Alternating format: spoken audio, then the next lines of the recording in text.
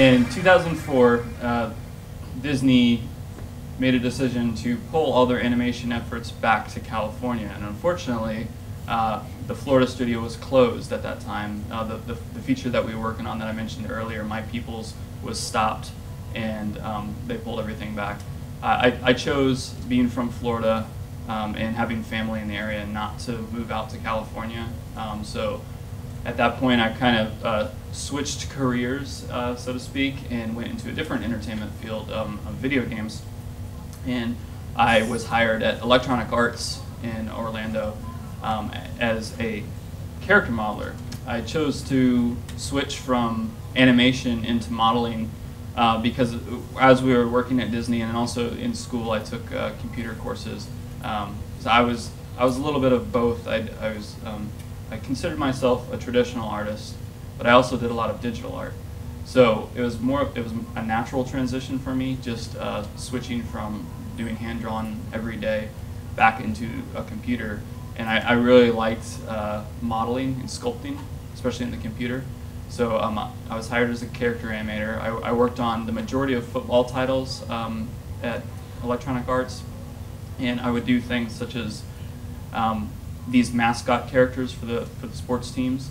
So I was in charge of modeling and texturing these characters and setting them up for the animators to animate.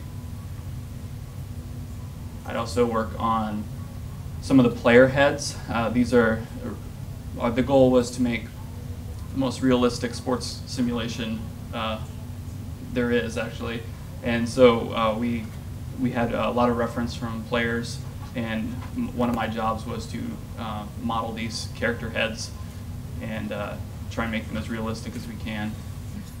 So in 2007, the beginning of 2007, I decided that I had done enough modeling of character heads at that time.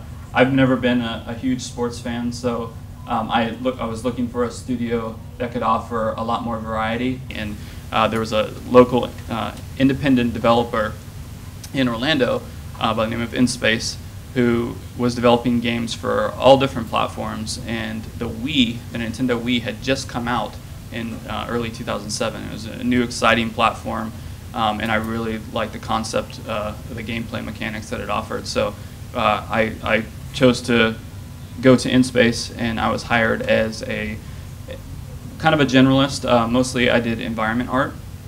So this was one of the first titles I started working on. This is called Winter.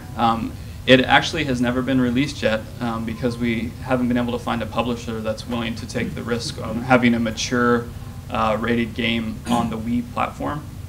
But this was very similar to Silent Hill. So in this scene, my primary responsibility was to model a lot of the environment elements and the texturing. This was, like I said, a survival horror game. So your object as the character was to go around and explore the environment, and you used the Wiimote, which I thought was very interesting as a flashlight to observe the environment. This is another small area that I modeled and textured, and then this is a close-up of that area. So as an artist in video games, I would often work very closely with the producers or the designers to figure out what elements in the scene would need to be interactive. In this scene, all these drawers and cabinets can be opened by pulling back on the Wiimote and exploring, so I'd have to work with them so they could tell me what elements need to be animated. So another thing that we would do at InSpace is work with a lot of different publishers. We've done 3 games so far with Disney Interactive. They've been a very good partner for InSpace and offered us a lot of new variety and work. One of the games that I helped work with them on first was Toy Story 3 for the DS. In this example, I helped model Buzz's facial poses, so that the animators would know what he should be looking like within certain animations and certain poses. In 2009, I was promoted to art director at InSpace, and we started on another very exciting project. How many people here have seen Tron Legacy? Quite a few. Good. So we started on Tron Legacy. We were able to work with the film directors and the console studio, which was named Propaganda Studio in Vancouver. And we worked with them on Tron Evolution Battle Grids. We were tasked with doing the Wii version of the game, so it was very specific for the Wii audience. And like many other games, I would start off by making a style guide that would define how we are creating our game. And so I would put together slides to show the artist how we translate the Tron visuals into our game world and create it specifically for the Wii. In this slide, I'm explaining some of the color styles for the hazards in the environment.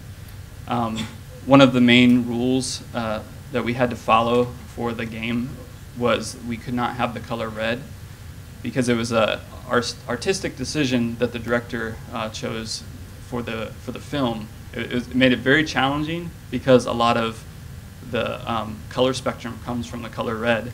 It's a primary color, and it very much limited the palette that we could use in the game. So the game ends up being very blue-green, and orange was our only real contrasting color. So in this, I'm showing that we're using orange as our hazard to let users know when things are bad and they shouldn't be touching them. One of the major defining elements of our game was our character style.